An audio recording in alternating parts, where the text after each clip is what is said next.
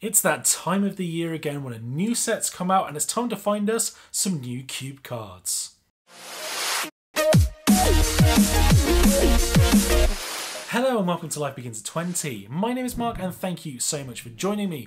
Dominaria is about to release. I'm so excited for this set because, to be perfectly honest, it looks so much fun to actually play. So many great cards to have a look at, and there's definitely going to be some nice cube additions for all of us to play with as well. One thing to bear in mind before we get stuck into the video is if you haven't already, hit that subscribe button and the bell notification button as well so you don't miss any of the upcoming cube videos and any of the Dominaria content that I release on the channel. So without any further ado, let's get stuck in. I honestly couldn't do a video without mentioning this card, even though there are definitely better versions of it out there, and that is Arcane Flight. I absolutely adore the artwork on this card, and I'll certainly be getting a foil version for my own personal collection. It's just so cute. In terms of the card itself, +1/+1 at flying on an enchantment for 1 is actually pretty decent value, but it definitely gets outshone by the likes of Cartouche of Knowledge, Spectral Flight, and One with the Wind. If you wanted something a little cheaper or a pet card for your cube, all while supporting enchantments or flyers in blue, then maybe you'll find a home for it, but to be perfectly honest, even if you don't find a home for it, definitely go and pick up this card. It just looks so cute. I definitely hope there's going to be a playmat for this as well, because that look amazing.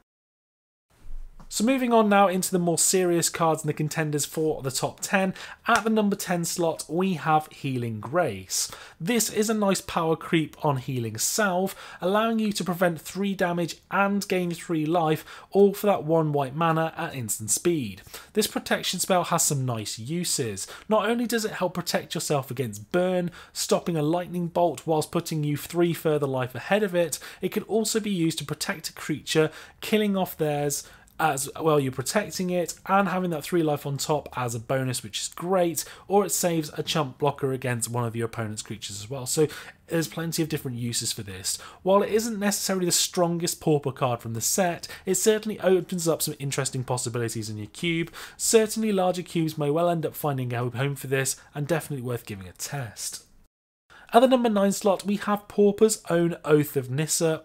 Well, kind of, in the form of Adventurous Impulse. This is a very nice 1 mana green cantrip that allows us to go through and find a better than average card from your deck.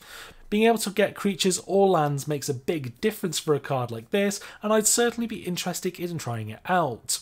The only thing that would make this card a little better for some archetypes would be putting the cards going into the graveyard rather than the bottom of your library, but that would be me being a little bit too fussy. Moving on to the number 8 slot, we have a card that many players supporting tokens will appreciate in the form of Call the Cavalry. This is a very solid spell, giving us 2 2/2 night creature bodies with vigilance for 4 mana. For a token/go wide deck, this would be a welcome addition, providing stronger bodies than typical tokens. The only downside I have for this card, which is why it's so low in this list, is because of how heavily stacked the 4-drop slot is white inside Pauper cubes. If your cube is big enough and supports these 2 archetypes, I'd certainly be looking to give this a test. Coming in at the number 7 slot is a card that has had a little bit of a debate about it, but I'd say it's an improvement over Prescient Chimera, and that is Cloud Reader Sphinx. For me, an easier to cast body with Scry 2 on Enter the Battlefield is far more effective than Scry 1 when casting an instant or sorcery spell. While Spells Matter does tend to be a deck that a lot of players try to support in cube, there are better payoff cards out there for sure.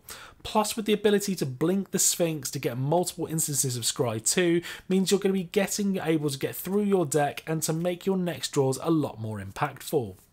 Smashing in at number 6, we have Keldon Overseer, and it's really nice to see this kind of finisher make its way into Pauper. While his 3/1 haste body is borderline playable at his mana cost, it's the kicker here that really makes this card shine. The ability to bring this out of nowhere and produce a game-ending play by taking one of your opponent's biggest threats for a turn is huge, and something we don't have a lot of in Pauper. If you have a larger cube, I'd be certainly giving this one a test. At the number 5 slot, we have an Explore variant in the form of Broken Bond. While I'm not the biggest fan of the card Explore, the ability to destroy either an artifact or an enchantment does make this a very interesting prospect for the cost. There are certainly lots of targets it could hit in a lot of people's Pauper cubes, especially if they are supporting an artifact deck, so definitely won't be struggling for targets. I'd personally be happy enough running this card and treating the extra land as a bonus. Coming in at number 4, we have a functional reprint of Into the Royal in the form of Blink of an Eye. Into the Royal is a really solid card that has found its home in many cubes at all power levels. I can certainly imagine a lot of players will be happy having a second one available to them, although more likely at larger cube sizes. If you're playing a cube that's 540 cards or more, maybe take a look and see if you can find room for it. So moving now into the top 3, we have an interesting piece of black removal in the form of Fungal Infection. While not quite as good as Disfigure, which this card has been put against, this card is great at killing off X1s, while giving you an extra body on the board as well, which you could potentially use to block another creature with, or it can be used to kill off 2 toughness creatures by using the created token to block with. While it's certainly not as good as Disfigure, there are plenty of circumstances where it will provide a lot of value. It's certainly worth a test. Coming in at number 2, Green get their own version of Dragon Fodder with a real upside in the form of Sapling Migration. The kicker cost here is where this card really does shine, allowing you to either have 2 tokens normally, or if you have excess mana later on in the game or top deck it later on in the game, you get 4.